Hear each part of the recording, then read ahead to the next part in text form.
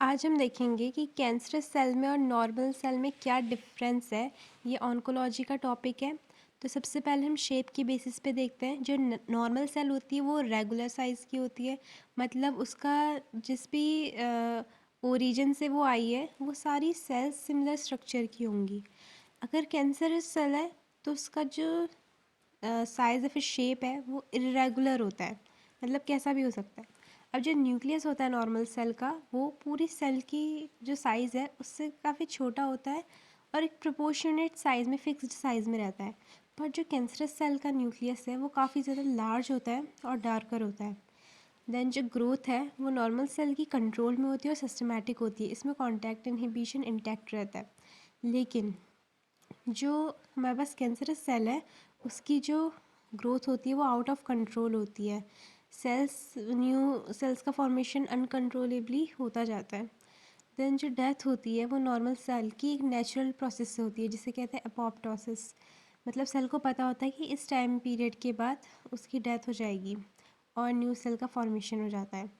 वहीं पे जो हमारी कैंसरस सेल होती है वो कभी मरती नहीं है, क्योंकि उस सेल को यही नहीं पता चल पाता है कि उसका लास्ट पीरियड आ गया है। देन जो मैच्योरेशन है नॉर्मल सेल का वो सेल डिफरेंशिएशन से होता है, बट जो कैंसरस सेल है इनका मैच्योरेशन नहीं होता, ये इमेच्योर ही रहती है।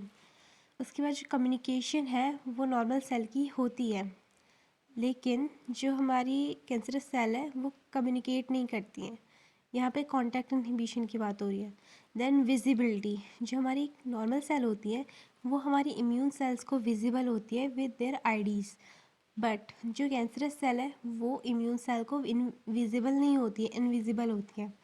इसीलिए हमारी इम्यून सेल्स को पता ही नहीं चल पाता कि कुछ एबनॉर्मैलिटी भी हो रही है हमारी बॉडी में, जिसके अगेंस्ट उनको फाइट करना है, क्योंकि ये हाइड रहती है। उसके बाद है विजिबिलिटी, सॉरी इसके बाद है ब्लड सप्लाई। जो हमारी नॉर्मल सेल होती है उसकी ब्लड सप्लाई काफ़ी रिच होती है और उसमें एंजियोजेनेसिस होती रहती है। एंजियोजेनेसिस मतलब न्यू ब्लड वेसल का फॉर्मेशन, और ये रिपेयर के टाइम पे होता है।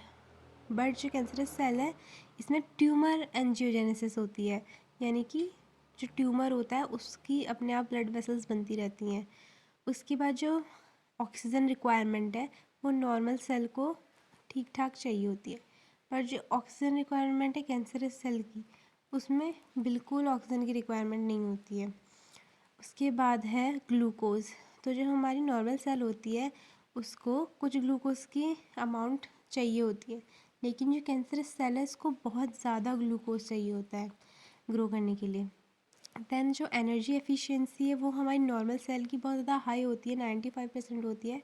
वहीं जो हमारी कैंसरस सेल होती है उसकी एनर्जी एफिशिएंसी बहुत कम होती है, 5% के आसपास। उसके बाद जो अमाउंट ऑफ एटीपी प्रोड्यूस करती है हमारी नॉर्मल सेल वो होता है 36 यूनिट्स ऑफ एटीपी। वहीं पे जो कैंसरस सेल प्रोड्यूस करती है वो काफ़ी कम होता है, सिर्फ 2 यूनिट्स ऑफ एटीपी। उसके बाद जो सेल इन्वायरमेंट है नॉर्मल सेल का वो एल्कलाइन होता है और कैंसरस सेल का एसिडिक होता है। देन जो न्यूट्रिएंट प्रेफरेंस होती है वो नॉर्मल सेल की फैट, कीटोन और ग्लूकोज होती है, पर कैंसरस सेल की सिर्फ और सिर्फ ग्लूकोज होती है। So that's all for today, bye.